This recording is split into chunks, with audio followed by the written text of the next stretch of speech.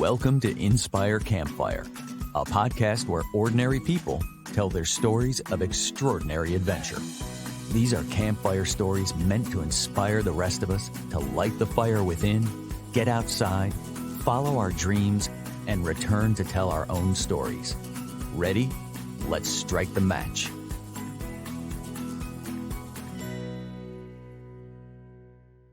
Welcome to the show. I am your host, Scott Wurzbacher. Today, we are going to talk about going with the flow of life. And in the case of our guest, that means the flow of Class V Whitewater. Our guest is Adam Herzog, and he was first introduced to me by a friend as a world-class whitewater kayaker. Since meeting Adam and watching some of the videos he sent me of the rivers that he's paddled, I can attest my friend's description is undeniable. Adam was born and raised in Western North Carolina, and he currently calls Asheville home, where he lives with his wife and his 2 kids. Professionally, Adam is a trauma nurse and a paramedic instructor, and he describes himself as a lifelong whitewater paddler.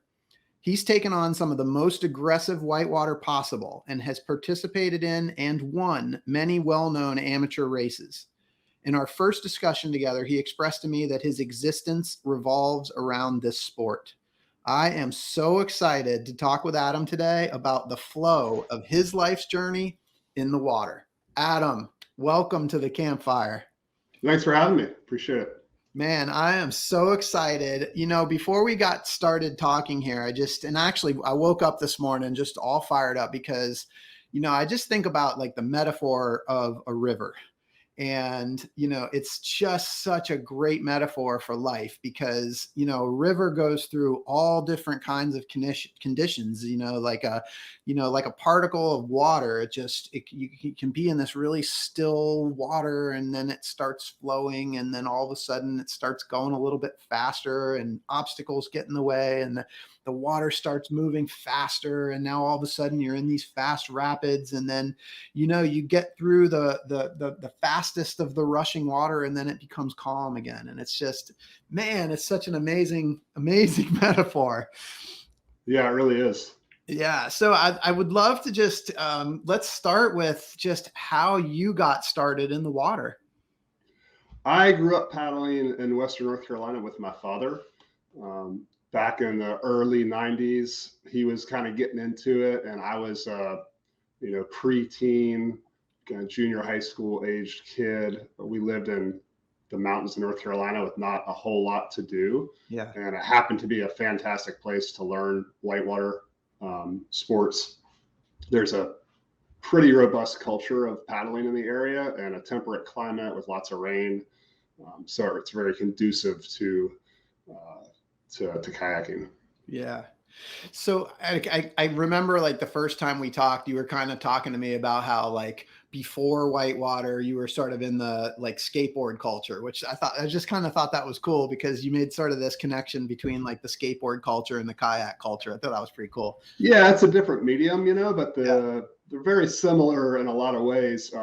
Individual kind of sport that inspires a lot of creativity, I think, and taking a like in the case of a skateboard, an inanimate object like a piece of pavement or concrete and making something cool out of that.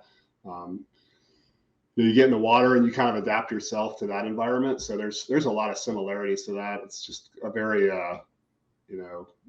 creative and individual sport. Totally. What resonated with me, I'm a child of the 80s. And so, I grew up watching like skateboard movies and, Tony Hawk and some of those guys were like, sort of idols of mine and my friends. So it's like definitely resonates, but I love that translation into whitewater. So, but you kind of had a unique experience, the way that you learned whitewater, like with your dad, he was, you were telling me like he was very like conservative in the way that he taught you whitewater. He was, yeah. So I grew up paddling with, as I was getting to, into my early teenage years, I was getting more and more competent. But I was paddling with guys that were in their 40s and 50s. They're real conservative in terms of risk taking. Yeah. And so they were perfectly content to paddle down easy whitewater that was well within their abilities and never really push themselves. I, being younger and more aggressive, wanted to see what I was capable of, but my dad just straight up just had hard, fast rules that he stuck to. And at the time, I was very resentful. Like, for example, there was a rapid on the Chattooga River in Northeast Georgia. Yeah. And it's a famous section of river. It's kind of an intermediate section of river, but it climaxes in this big rapid called Bull Sluice. We name rapids just like, ski run would be named. So Bull Sluice is this kind of classic bigger rapid at the very end of the Chattooga Section 3. And, we would get down there, and it was within my abilities. It would have been a little bit difficult for me. Like, it would have been a little bit of a push. And I always wanted to attempt it. And Dad was just, nope, can't do it. Not going to happen. And so it would end up in like a family meltdown or, arguments over the dinner table about whether or not I could run this rapid. But then when I was probably 15 or 16, a little bit older, we were progressing and we were moving down to a further section of river downstream, Section 4 of the Chattooga, which is harder. And you actually put in at the takeout for the easier section. And so, I remember that day very well. He's like, all right, this is the day you can do it. And did it, had a really nice line or route through the rapid. And, that taught me patience. The river isn't going anywhere. And so it's really a value in waiting until you're ready, as opposed to pushing beyond your skill set. Yeah. And in whitewater, if you push beyond your skill set, you're taking a lot of risk. Yeah. I mean, I just think it's so cool. Like, I lost you, man. Oh, I can't hear you. Can you hear me now? It's okay. We can edit this. Oh, I lost my cord. Sorry. There you go. I'm good now. Cool. You good? Yes. Yeah. Sorry. I lost there for a second. Okay. So, let's see. We were Matt, we were kind of talking about mastery. So what I love about this is, like, because your dad was conservative with you, it kind of helped you to sort of slow down the learning and really develop mastery of the fundamentals of paddling. So how long of a time period between like when you started and when you really started getting into the more aggressive stuff? It was, I was probably 11 or 12 when I got into paddling, and then he really didn't let me push it at all until I was out of the house. I was 18. And at that time I was, I did, I guess what they call now a gap year. At the time it was just a year without a plan. But I was raft guiding and doing some sort of like working in restaurants in the winter and stuff.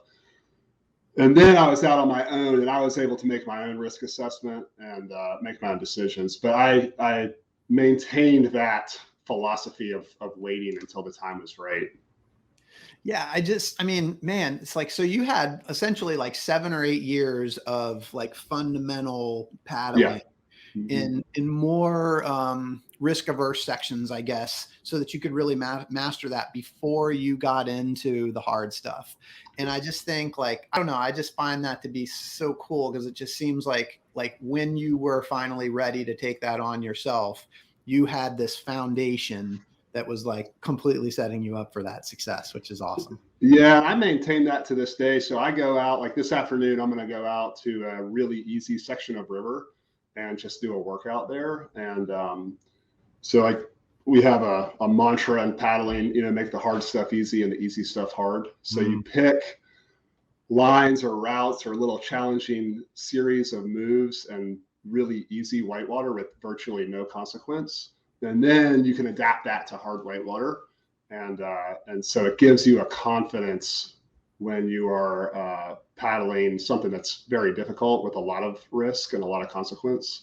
It gives you the confidence you need. Like I've done this 1,000 times in a really easy section of river. So I know I can do it here, even though there's a lot more going on. It's the repetition. And I love it. Yeah. I think I heard you say, make the hard stuff easy and the easy stuff hard. Yeah, exactly. Yep. Yeah, man, that was so awesome.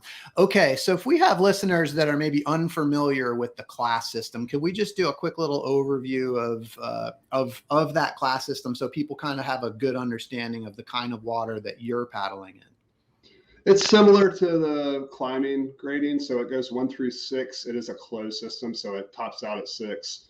Class 1 is flat moving water. Class 2 would be, small riffles and shoals with, no real consequence to being in the water outside of your kayak. When you get into Class 3, you have bigger ledges, waves, swifter currents, and in the case of having to exit the kayak, so we roll our boats if we flip over. That's just a fundamental self-rescue skill that we use all the time, every day. But in the case of a failed roll, or maybe get stuck on a rock or something like that, you sometimes have to exit the kayak or swim. Never the plan, but if you swim in Class 3 whitewater, it's going to be unpleasant. But as long as you have the appropriate safety equipment, life jacket, helmet, those things, it's probably going to be fine in terms of any real injury. Yep. When you get into Class 4 whitewater, there's a line. In other words, there's a place to be and a place not to be. It requires some execution of a line, and an errant line would result in potential injury. It can result in death in Class 4 whitewater. And then Class 5, you have waterfalls, tall ledges, powerful currents, long sections of rapids that are linked together. And swimming out of the boat in Class 5 whitewater is, you have a risk of death and injury. Yeah. And there is a Class 6. There is. That's a little bit controversial. Some people say Class 6 means non-navigable. Mm-hmm. So when a rapid that is considered Class 6, as progression happens, people push the envelope. And so something that may be considered unrunnable or unnavigable is run or kayaked. When that happens, then that's typically downgraded into 5 or 5+. So it's not a perfect system.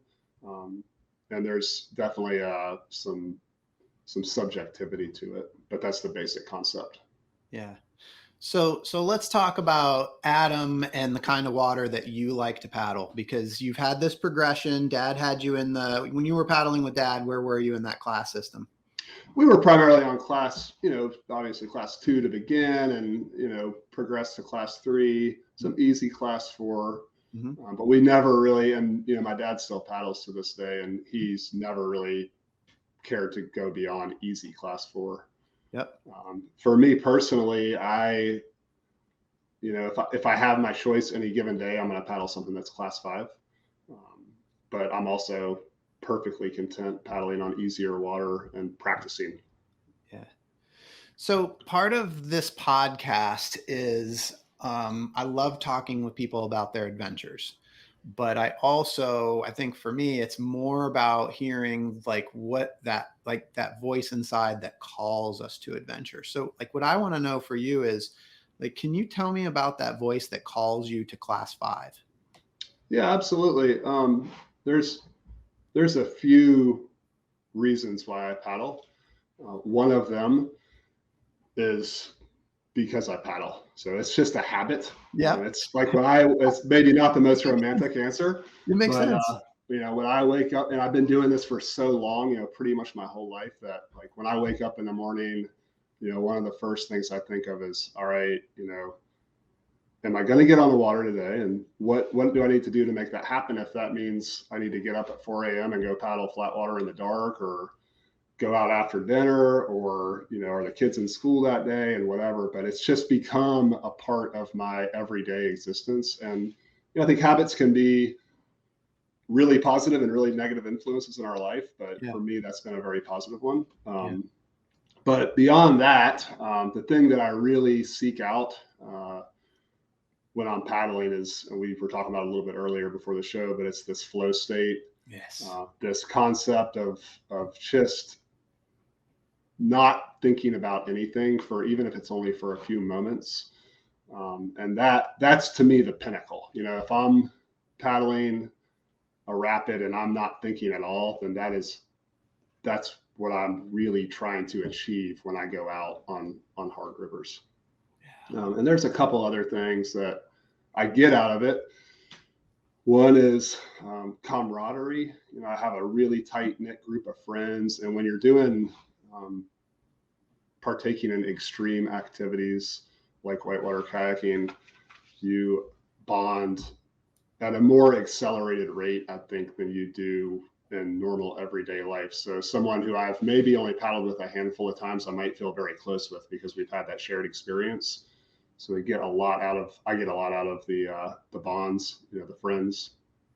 And then I get to go to some pretty amazing places that are only accessible by kayak. Mm-hmm. Spent a fair amount of time all over, the US and into Canada. And some of the gorges that I go to are the woods are just so thick and trailless, and the gorge is so steep that there's really no other way to get to those places. And so that's a really unique experience to be able to see a place that's only been, experienced by other paddlers. It's pretty cool.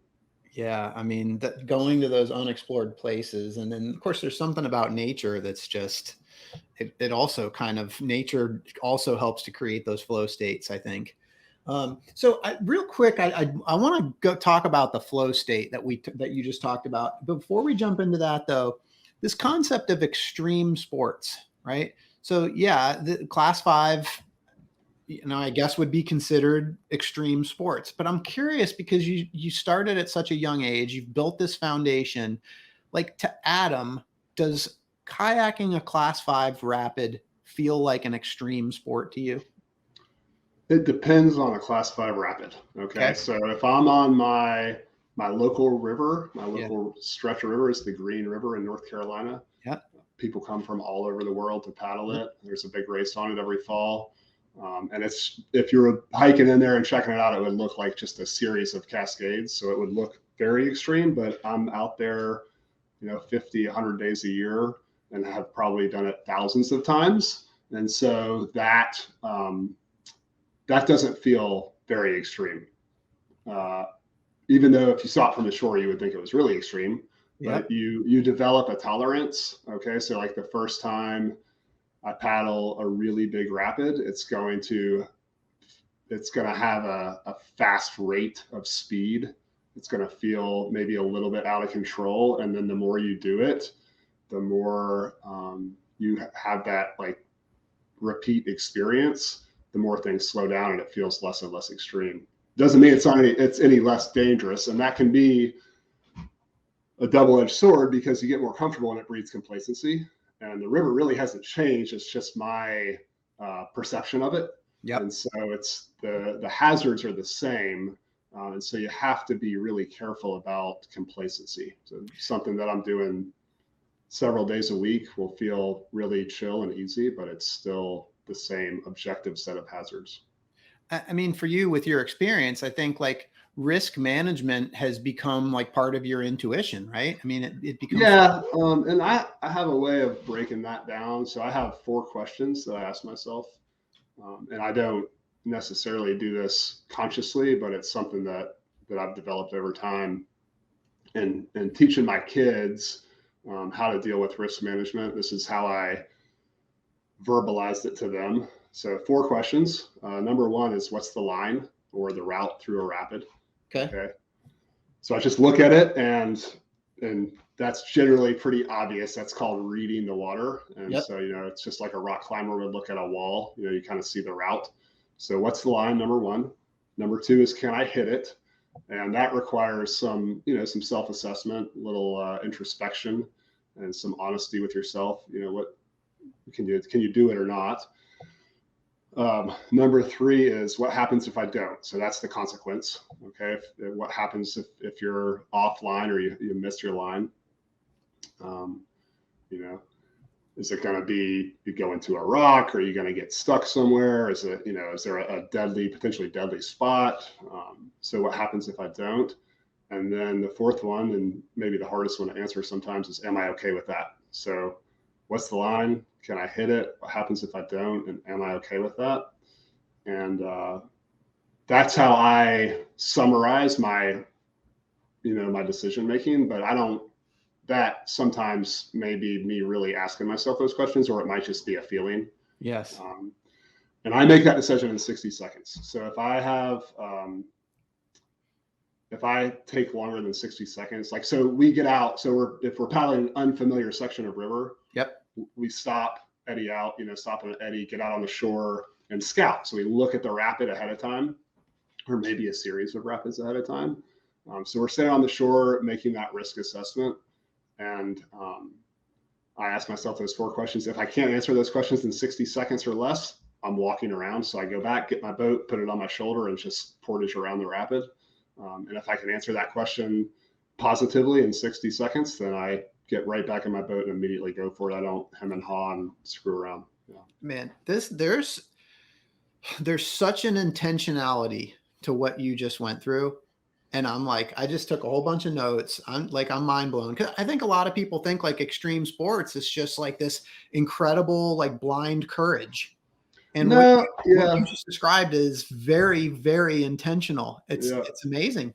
And I would say I'm probably, if there's a range of different ways of people analyze these things, I'm probably on the more intuitive side than some people. Like, I have friends who have scouted waterfalls for literally years and like waited till the perfect water level and like gone in there when there's no water at all and swum around on the bottom and like looking for rocks and things. So some people are really, really analytical and they know every stroke they're going to take, and they can kind of visualize that in their head. And I would say I'm somewhere in the middle. Some people just go on pure gut and, charge ahead. But I think, there's a pretty wide spectrum of the way that people analyze these things. It's very, it's a very personal decision.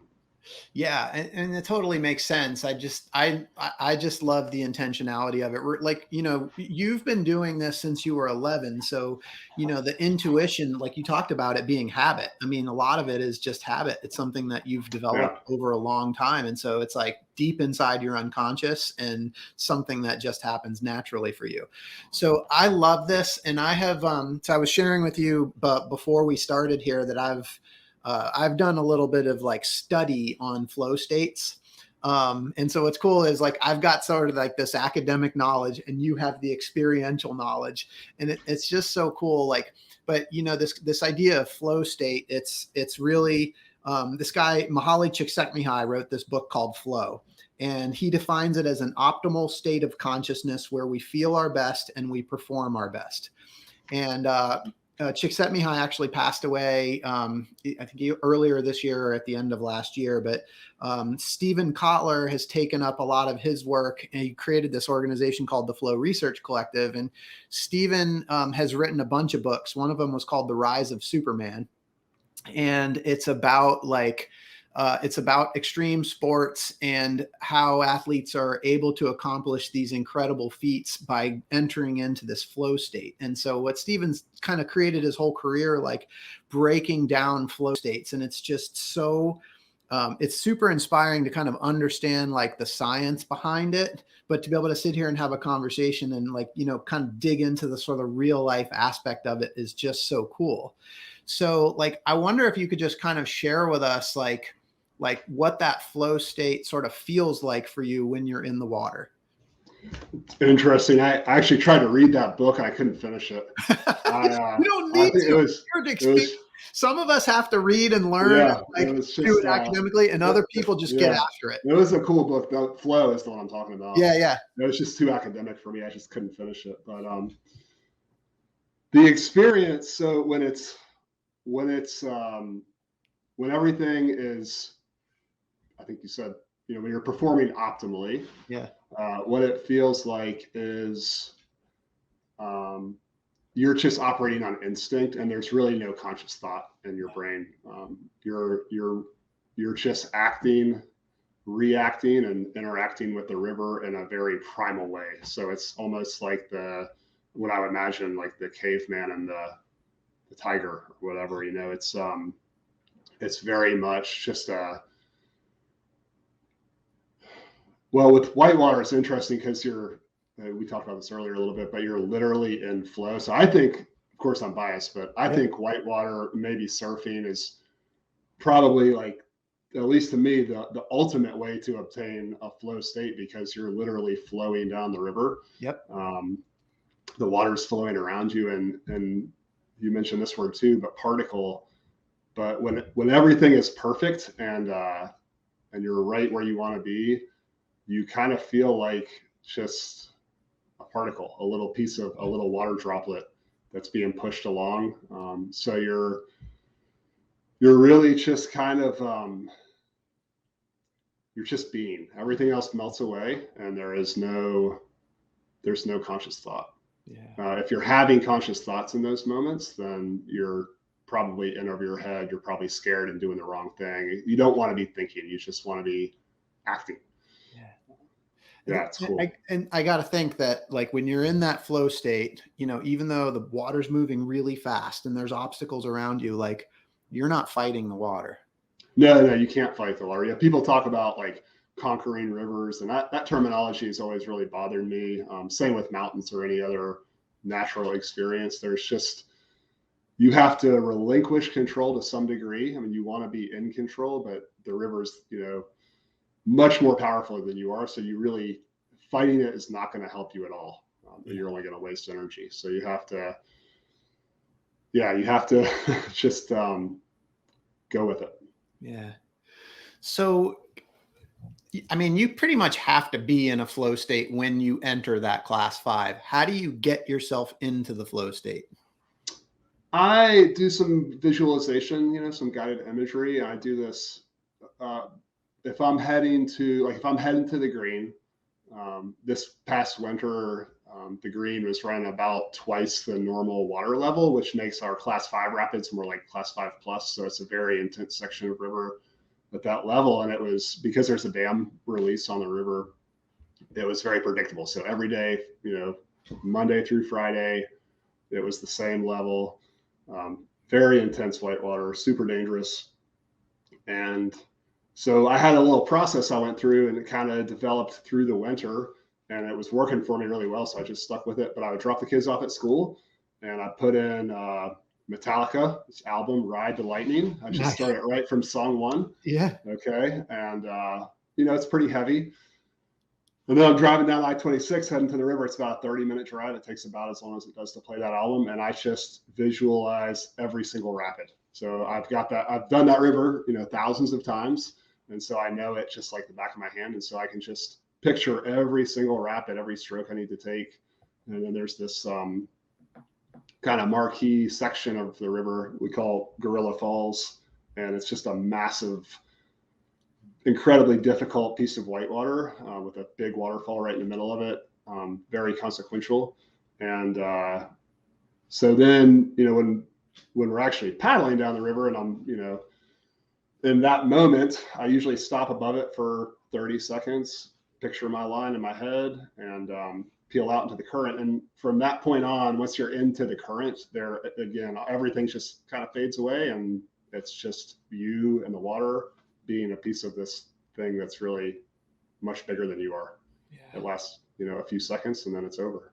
Yeah. And I mean, when you're in that altered state of consciousness, I mean, you're not really thinking about the experience. It's probably not really until you're through the rapid and you've finished that you're able to kind of look back and sort of remember what that feeling was like. Is that fair? Yeah. I mean, it's been interesting this winter just because of that one particular rapid. It's really, it changed for me over the course of the winter. Like when the level first bumped up and it was apparent that was going to be what we were doing all winter. The first few days, you know, it was, again, everything's happening at a high rate of speed. So you're kind of flying through the river, and it's just very intense, almost kind of overwhelming. You have this big emotional rush at the end. And you can kind of remember it, but it feels like a blur a little bit. Yeah. And then by the end of the winter, just like in the last couple of weeks, man, it happens at just a much slower rate of speed, and you can kind of remember like every little fraction of a second. Yeah. What is that? So you talked about it being like overwhelming, like when you get through, like, what is that feeling like when you've come through a really aggressive rapid? Yeah, it's a massive adrenaline rush and a huge sense of relief. You know, typically for me, like I don't really feel scared when I'm in the river. Like I said, that's just not, if I'm scared in the river, I'm getting out, you know, I'm going to get myself out of that situation as quickly as I can. So there's really, there's some apprehension above it. Maybe a little tachycardia, a little increased heart rate, or some butterflies. And then below it, it's just this massive, like, I don't really know how to describe it. Just, it's a rush. It's an adrenaline rush. And people say, a lot of kayakers claim not to be adrenaline junkies, but if you're doing that stuff, you're an adrenaline junkie. There's no question about that. I think there's like a dopamine effect too, that I think you get that more from paddling something that's maybe well within your abilities. It's not pushing you to the extreme like that. But if you're really like putting yourself on the edge, then yes, it's going to be an adrenaline rush for sure. Well, you just talked about dopamine, which, I learned over the last year is like a huge factor in flow states. Like dopamine, it's like, that's the drug that basically makes us feel the reward, right? It's like the drug that our brain produces. And, flow states have heavy amounts of dopamine. And so that's like, part of the reason why we do what we do, because it feels good to be in that flow state and have that dopamine. But one thing I think is interesting to kind of share with you at the beginning, like, again, like academically, that I've learned that there's sort of this cycle to flow. And so we can't be in a flow state all the time, right? We just can't. And so kind of the cycle of flow begins with a struggle phase. And then there's a release, and then you drop into the flow state. And then when you come out of the flow state, there's this sort of recovery period, and then you kind of go back through that. But it was so interesting because I just heard you say above the whitewater, above the rapid, you might have an increased heart rate and you might have some butterflies. And I got to imagine that's kind of the struggle phase. Right. And then, something gets you from there into the flow state, and it's got to be that release. Sure. Yeah, that makes perfect sense. Yeah. So, what is that like? What is that release like? You've got kind of got these butterflies. I guess maybe there's some fear associated with that. And then what is that? To me, it's not really fear. So maybe I think a better word would be apprehension. Okay. Yeah, and then when you're in that flow state, there's just, there's nothing in your brain at all. You're just an animal, everything's stripped away, and you're just at your core, it's like, kind of shows you what you're made of, I guess. Yeah. And, if you're on a perfect line and you don't sometimes you can navigate those kinds of rapids and barely get your face wet. It just feels like everything went exactly as smoothly as it could have. And that's a fantastic feeling, very rewarding. But I almost get, I don't want to say I'm always happiest with that situation. But I feel a sense of satisfaction from maybe being slightly offline, or maybe flipping over in the boat in a place where I just absolutely have to roll up and I have one chance to do it. And if I am put myself in that position, and it's kind of like your back's up to the wall, you have to perform in that moment, or there's going to be very real consequences, then I perform and do what I need to do. That's almost a more rewarding feeling, because I knew that I was really tested in that situation. Whereas if I was perfect online, I wasn't really tested. I just used all the foundational skills that I had to set myself up where I wouldn't need to be tested. So that's an interesting question. So when you, if you experience something that's you get offline, like you said, do you fall out of the flow state, or are you still in flow state at that point? I guess it changes a little bit. No, I think if I'm having to hit a roll or move across the river in a way that I wasn't before, it's still a flow state for sure. It's more of a survival state. Okay. It's not maybe a meditative state. It's more of a survival state. But again, you still can't really be thinking. So you're just, I guess I'm just kind of banking on the skill set that I've developed over 30 years, that's going to be my hat of tricks that gets me out of whatever situation I've got myself into. Yeah. And for people listening, you're talking about this idea of getting offline, right? And, for people listening, I think that you're not somebody that's just blind to the danger of this thing. I mean, you're a trauma nurse. Like, you've seen firsthand, like, what can happen in these situations. Like, can you just talk just briefly about sort of the struggle? Yeah, of course. I've experienced a lot of highs and lows in paddling since I've been into the Class V. Yeah. And, I've lost a fair number of friends. I've had that experience on the river several times too. And to the point where, I lost one friend in particular in a paddling accident. I was with him, good friend. And I was sort of a mentor to him. So it was just very upsetting experience. And it really took me a long time to deal with it. I still think about it all the time. Yeah. And after that happened, that was back in 2012. And in 2012, I never quit kayaking, but I kind of shifted my focus, and I started I dipped away from the fringe, really difficult whitewater, and started paddling more. I still wanted to challenge myself. So I was like, well, if I don't want to paddle, because what the situation you don't want to be in is where you're forcing it. So if you're not really feeling it, you don't want to put yourself in a situation where you're going to have to obtain that flow state, but you're anxious and nervous and scared and worried and you can't get there. Right. That's dangerous. That's where you don't want to be.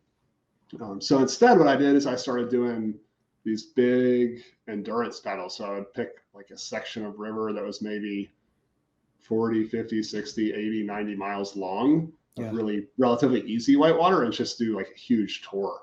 So I got into that for a few years. And so it kind of, it's ebbed and flows over the years, but through the trauma job, I take care of acutely injured patients in the emergency room. And I've been doing that I've been a paramedic and a nurse for 20 years. So you kind of learn that like anything can happen to anyone, anytime. And yes, whitewater people sometimes say like, oh, it's just like, driving a car is dangerous too. No, whitewater paddling, high-end whitewater is more dangerous than driving a car. Yeah. But that being said, there's risk to everything we do in life. And so I try to do the best I can to mitigate those risks, but I still take them because I don't want to live a life without risk. To me, that's not really a life that's worth living. I don't want to live a life without risk. I mean, and we do, whether we acknowledge it or not, right? Absolutely. Yeah, absolutely. And the water calls you, and that's where you find your flow state. Exactly. And there's struggle that comes with it, but we got to follow our heart. Exactly. Yeah. It's tough with kids. It definitely adds complexity to the problem. That's really, I grapple with it all the time, but I keep doing it. You do. One thing that I find real interesting though, like again, kind of coming back to like, so I love this because I'm like looking at my own box and then I'm looking at you and I'm like, I can study this stuff, but you have the experience. And that's the cool thing. But like one of the like triggers for flow is this thing called, and Stephen Kotler talks about it and Csikszentmihalyi talks about it, but it's the challenge skills ratio. Right? Yes, I'm familiar with that curve. And so it's like, if we take on a challenge that's too great for our level of skill, it freaks us out and like sends us in a tailspin. But if we try to do something like that's way below our skill set, it's boring. Right. Exactly. Yeah. Right. So it's basically trying to find that balance between our skill set and that level of challenge. Right. And so I look at you as somebody that's been paddling since age 11, had a father that really taught him the fundamentals, and you've mastered the fundamentals. Clearly, you need to be on Class V because that's where your challenge skills ratio is. Like somebody else that gets in the water, for the first time has no business being in Class V because they're not there with that challenge skills. But but that same person can find flow in Class II. Sure. Yeah. Right. Because their challenge and their skills match. And so to me, like it makes complete sense that you're tackling the kind of water that you're tackling and you're doing it intentionally. And you have this risk management plan that's just intuitive. And it's really, really cool, frankly, just to be on a call with you and just kind of see somebody that's experiencing that. It's just cool. Yeah. The other thing is, talking about like risk mitigation is I've really just started doing this in the last probably such, I'm 40, I'm about to turn 43. So probably as I was approaching 40, I started doing things that I had really never done as a 25-year-old Class V boater, which is like paddling, doing like interval workouts on flat water, breath holding exercises, freestyle kayaking. I mean, I had always done that, but just kind of for fun, but like freestyle kayaking with the point of essentially cross training for survival. So if you can, flip your boat around in a small feature, a small safe feature, again, making the easy stuff hard and the hard stuff easy, that kind of cross trains you for being able to deal with that situation when you're offline in a bigger rapid. Yeah. Cardio, weightlifting, all that stuff, flexibility. So I've really, which that prevents me from getting anxious. If I know that I'm in the best shape that I can possibly be in, I feel like I'm well prepared for whatever situation I come into. Yeah. Oh, that's amazing. And so you mentioned your family, you mentioned your kids. Do they paddle? Yeah, they're getting into it. I spent the last couple of days kayaking with my older son. He's about to turn 12. Cool. It's been interesting. I had forgotten how hard it is to learn. It's very counterintuitive. There's a lot of obstacles. You're trapped in this little boat, kind of locked into it. It's very claustrophobic. Obviously, the water's usually cold and dark and wet, and it's just uncomfortable to learn. Yeah. So it's been kind of interesting watching the boys.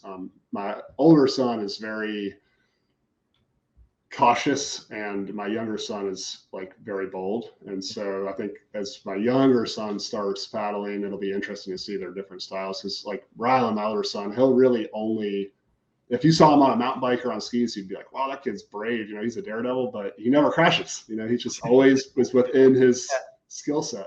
Yeah. And then, my younger son's only 7, so he's still kind of developing his personality, but it seems that he's a little less risk averse. Yep. But it's been fun having him out. We have a raft too, so we do a lot of family rafting, and that's just fun. There's no real risk there. It's just everybody's having a good time. So totally. So what's I think is interesting. So your oldest is 12, your youngest is 7. You started paddling when you were 11. Like, do you ever flash back to when you were 11, like watching your kids? Yeah, and it's been really cool because a lot of the rivers that I grew up paddling on, I didn't go to for many years, like decades, really, because they were just, I don't know, they're just kind of too easy. I wasn't going to get a lot out of going there. But now it's like I've rediscovered those rivers, and I'm seeing old faces that I hadn't seen for 15, 20 years. And it's been really fun to reintroduce my family to those rivers and those experiences. And so, like, what advice do you give to your kids at that same age that you were at when you started, looking at their sort of journey through paddling and through life? Like, what advice do you give to your kids? Well, I teach them those four questions, and how to like manage risk and assess risk. And I also, it's a little complicated. Like, kayaking is my thing, and so I don't want them to feel like they have to do it. Yeah. I really try not to put pressure on them. Yeah. I think there is some implicit pressure that they just are going to have to deal with. Yep. Anytime we go to a river, I've been paddling around this area for most of my life, so I know everybody. It's a small community, and so I try to teach them that they need to develop their own life and like have their own things too. But yeah, I think you can learn a lot of lessons from paddling, and that like risk management is probably one of the big ones. I love it. And I just have to tell you, like, in terms of flow states, right? You sent me a bunch of videos before we talked, just so I could kind of get like a grasp of what you do, the rapids that you're, and like, I'm mesmerized. I put these videos on. I can't take my eyes off of the water. It's just, and like when you're watching anybody that's sat by a river and watched rushing water, it's just mesmerizing. Yeah. Just sit there. But like, your videos are they're incredible. And so hopefully we'll be able to post a couple of those videos to the show notes so people can get on and see what kind of rapids that you're paddling, so that they can kind of have that feeling. But I guess I'm curious. So for folks that are listening, what we've talked about today it's about flow. It's about like the flow of a river. And for you, it's Class 5, but there were so many nuggets that you shared, like your 4 questions that you ask. These are not things that are specific to whitewater. Yeah, absolutely. These are life lessons. I'm curious, like, whether it's challenge skills ratio, like increasing kind of your level of skills commensurate with the challenge. Like what advice would you have for anybody listening that's, maybe feeling some of that apprehension about kind of taking whatever it is they love to the next level?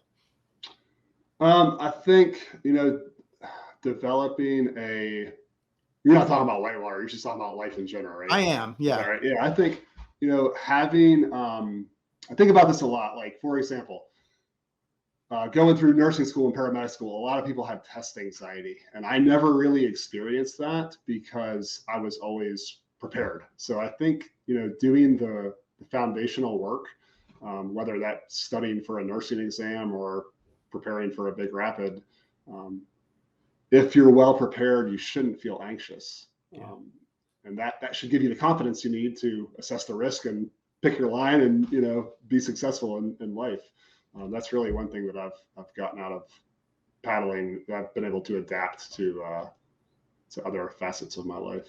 I love it. Be prepared. Were you a Boy Scout?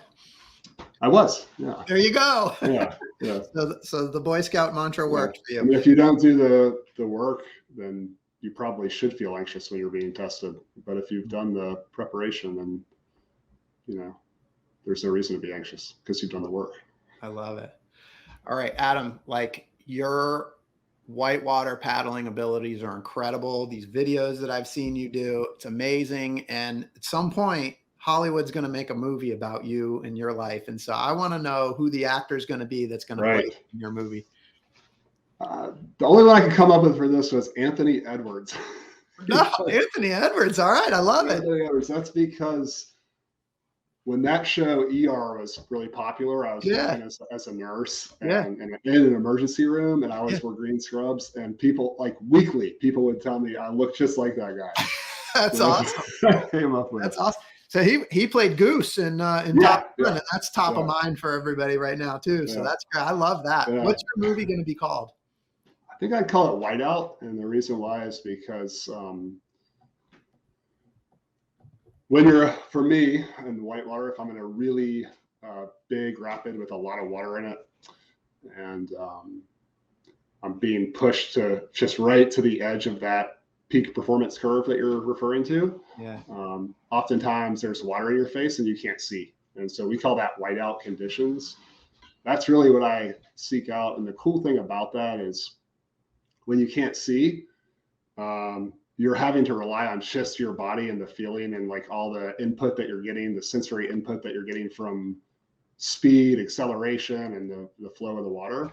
And so that's like Jedi training, it's like you can't see and you're just flying down this thing, and you're relying on all the skills that you've developed over for me years to balance, counterbalance, and get me through that. You just blew my mind, man. way to take us out. That was amazing. Whiteout. And then of course you threw in the reference to the Jedi, like, my favorite, like, oh man, that was incredible. Thank you, Adam. This was such an amazing talk. For those listening, I hope you've been inspired today as much as I have. I hope Adam's story has encouraged you to listen to the voice inside that calls you to adventure, because we want to hear your story next. If you have a story to tell, or you need a nudge to create one, please send me an email. We'd also appreciate it if you'd help us spread the word by leaving a review or sharing or tagging Inspire Campfire in your social media. And until next time, I want to encourage you to get outside. Thank you for listening. Adam, thank you so much for being here. I appreciate having me. It's a lot of fun.